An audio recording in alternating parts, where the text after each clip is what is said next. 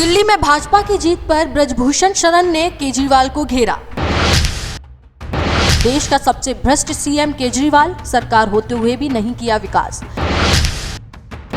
मिल्कीपुर चुनाव पर सपा और राहुल गांधी पर जमकर कसा तंज। दिल्ली विधानसभा चुनाव में बीजेपी की ऐतिहासिक जीत के बाद अब केजरीवाल के कार्यकाल के विकास की कड़ियां खुलना शुरू हो गई हैं। इसी बीच चर्चा दिल्ली में सीएम चेहरे पर हो रही है, लेकिन भाजपा के पूर्व सांसद ब्रजभूषण शरण सिंह ने कहा कि अरविंद केजरीवाल देश का सबसे झूठा आदमी है। वो अपने पूरे कार्यकाल के दौरान सिर्फ आरोप प्रत्यारोप की राजनीति ही करते रहे, जनता के लिए काम नहीं किया, इसलिए वो चुनाव हार गई। दिल्ली एक केंद्र शासित प्रदेश है, केंद्र में भाजपा की सरकार है और राज्य में केजरीवाल की सरकार थी। ऐसे में वहां की जनता को विकास का लाभ नहीं मिला, अब विकास होगा।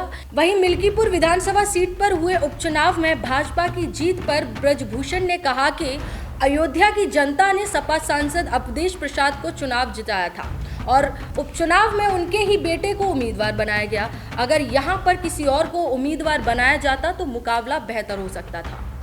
कांग्रेस नेता राहुल गांधी द्वारा महाराष्ट्र विधानसभा चुनाव में चुनाव आयोग की भूमिका और मतदाताओं की संख्या को लेकर सवाल उठाने पर ब्रजभूषण ने कहा कि अब वहां पर सरकार बन चुकी है, नई सरकार शपथ ले चुकी है। वो अब सवाल उठा रहे हैं। उन्हें जब चुनाव लड़ना चाहिए था तो ठीक से लड़े नहीं, जनता के मुद्दे नहीं उठाए और जब चुनाव हार गए तो ईवीएम पर सवाल उठाते हैं। अगर उनके पास सबूत है तो कोर्ट जाना चाहिए। क्या आपको सच में लगता है कि दिल्ली में ईवीएम हैक हो गई है? क्योंकि विपक्षी नेता सवाल उठाना शुरू कर चुके हैं। इस खबर पर आपकी क्या राय है, हमें कमेंट बॉक्स में बताना ना भूलें और हमारे चैनल को सब्सक्राइब करना भी ना भूलें। और बीजेपी समझती थी कि कांग्रेस का नुकसान कर रही है, तो 2 बार इनको मुख्यमंत्री बनने का मौका मिला। अब अगर ये आरोप लगाते हैं कि कांग्रेस ने ना लड़ती तो ये ना लड़ते तो कितना अच्छा होता, कांग्रेस का मुकाबला होता और बढ़िया हो जाता। ये आम आदमी पार्टी हमारे ही सामने पैदा हुई और हमारे ही सामने समाप्त होगी। ये पार्टी अब समाप्त हो रही है, समाप्त हो गई।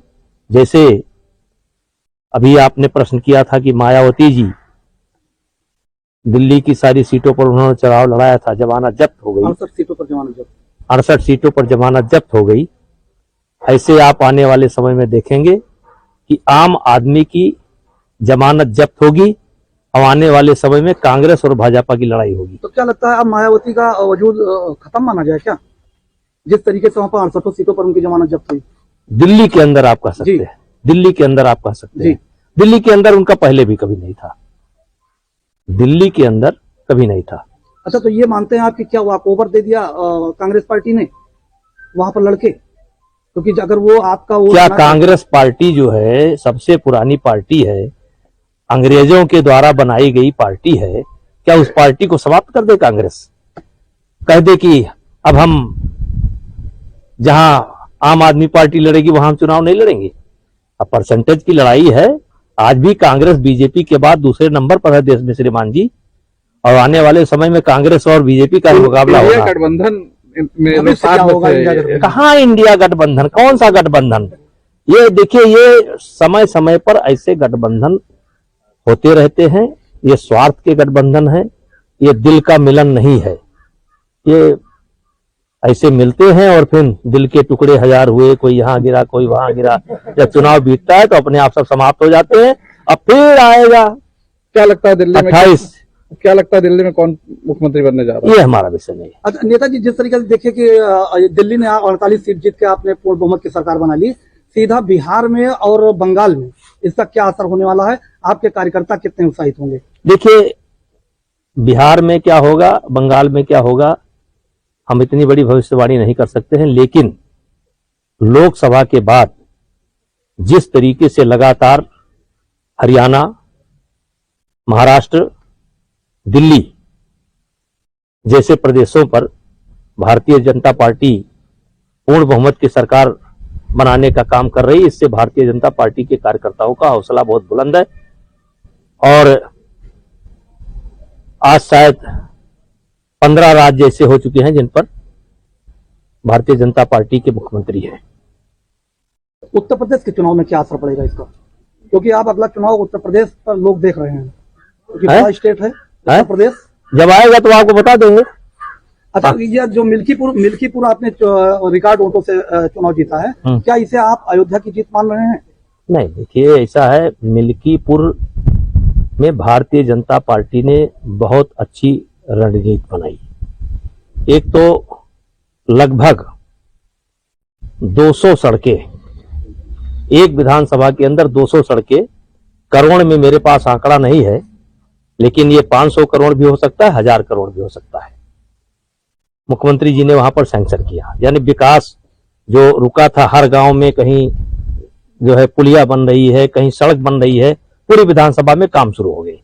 दूसरा, जो सांसद जी हैं, इनको जिन लोगों ने भी अयोध्या नरेश की पदवी दी, उन्होंने तो नहीं दिया, लेकिन जब उनका परिचय अयोध्या नरेश, तो कहीं ना कहीं ये जनता को बुरा लगा।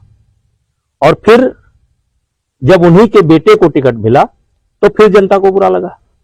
और फिर भारतीय जनता पार्टी ने, क्योंकि अवधेश प्रसाद जी का जो मूल आधार था वोट का, वो है पासी समाज, और भारतीय जनता पार्टी ने पासी समाज को टिकट दे दिया, पासी समाज के एक बेटे को टिकट दे दिया, और पासी समाज का 70% वोट इस बार भारतीय जनता पार्टी के पक्ष में गया। और जो भारतीय जनता पार्टी वाले थे वो जले भुने पहले से बैठे थे।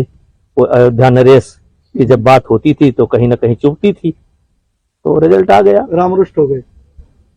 अब राम रुष्ट हुए कौन हुए, लेकिन रणनीति बहुत अच्छी थी।